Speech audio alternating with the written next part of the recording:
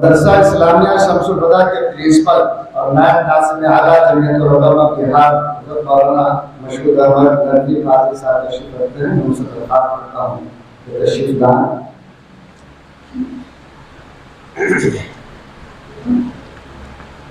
बिस्मिल्लाहिर्रहमानिर्रहीम नहमदुहु व नसल्ली अला रसूलिहिल करीम। अऊज़ु बिल्लाहि मिनश शैतानिर रजीम। बिस्मिल्लाहिर्रहमानिर्रहीम। युरीदूना लियुत्फिउ नूरल्लाहि बिअफ़वाहिहिम वल्लाहु मुतिम्मु नूरिही वलौ करिहल काफ़िरून। सदक़ल्लाहुल अलीयुल अज़ीम। हज़रत अमीर शरीयत व हज़रत नायब अमीर शरीयत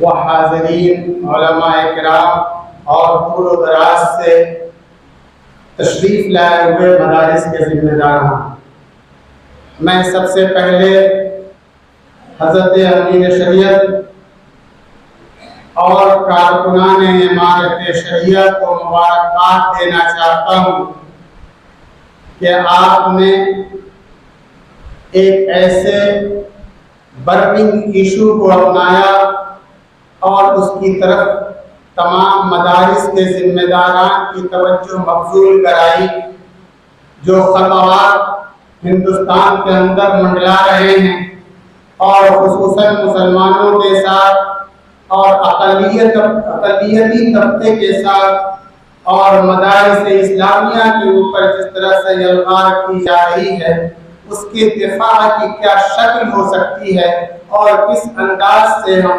अपने को मुस्तहकम कर करके हुकूमत के सामने पेश कर सकते हैं, ताकि हमारी कारकर्दगी के ऊपर और हमारी तालीम व ताल्लुम के ऊपर किसी तरह की कोई उंगली हुकूमत की न बन सके। इस वक्त मैं बिहार के तनाजुब में बात करना चाहता हूँ।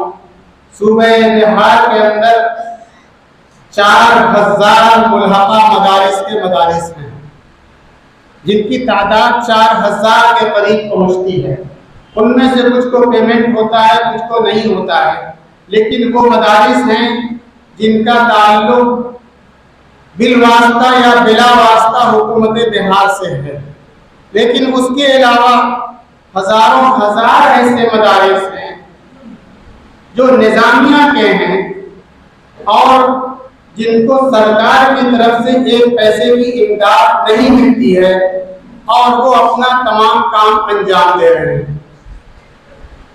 मैं ये नहीं कह सकता कि इस वक्त सूबे बिहार के अंदर जो अमन माहौल है वो कब तक बरकरार रहेगा। अल्लाह रब्बुल इज़्ज़त इस अमन माहौल को बरकरार रखे, लेकिन मुस्तक़बिल कैसा होगा ये कोई नहीं जानता।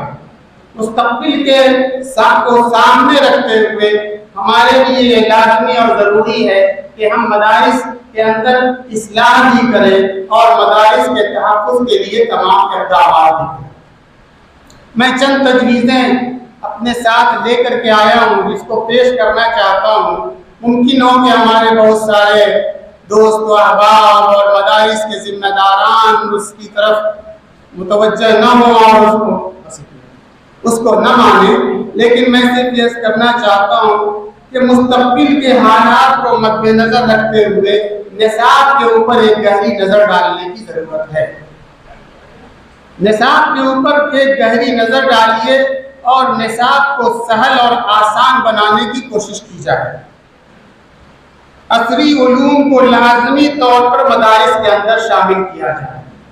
अभी अभी हमारे सदर मोहतरम हज़रत मौलाना सैयद अरशद मदनी साहब दामत बरकातहुम ने अपने इंटरव्यू में ये कहा है कि हम मदारिस के अंदर असरी उलूम को शामिल करेंगे और घंटियों के अंदर ये कोशिश करेंगे कि कुछ घंटियों को कम कर करके और कुछ इजाफी वक्त दूसरी घंटियों के अंदर से ले करके असरी उलूम की तालीम बाकायदा मदारिस के अंदर दी जाए।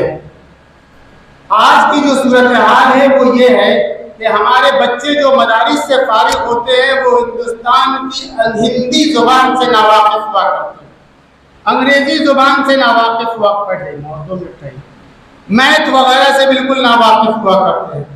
नावाफियत का हाल ये हुआ करता है कि सरकारी तौर पर अगर किसी काम की जरूरत होती है तो वो बगले खाते हैं और काम से लाचार।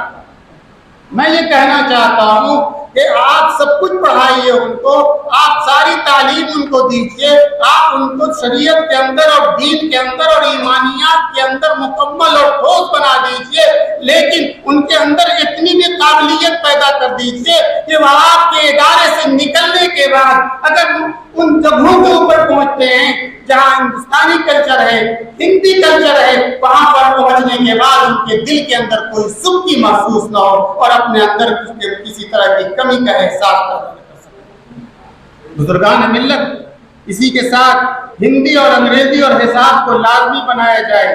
हिंदी और अंग्रेजी कम से कम ग्रेजुएट दर्जे तक पढ़ाई जाए और हिसाब का मेयार इंटर तक रखा जाए। अपने तलबा को अगर वो खारजी तौर पर प्राइवेट स्कूल में असली 10 गाहों का इम्तिहान देना चाहें तो उनको इजाजत दी जाए। ये जो बंदिश हम लगाते हैं, ये फजीलत के बाद बच्चे किसी काम के लायक नहीं रह पाते हैं सिवाय इसके कि वो मदारिस के अंदर जाएं, मसाजिद के अंदर जाएं, मकातिब के अंदर जाएं। लेकिन अगर उनको हम इजाजत देते हैं कि वो इन उलूम के साथ साथ वो असली उलूम की तरफ भी गामजन रहे और आहिस्ता आहिस्ता उसकी तरफ भी कदम बढ़ाएं, तो यकीनन उनका मुस्तकबिल दीन के मामले में भी कामयाब होगा और दुनिया के मामले में भी कामयाब होगा।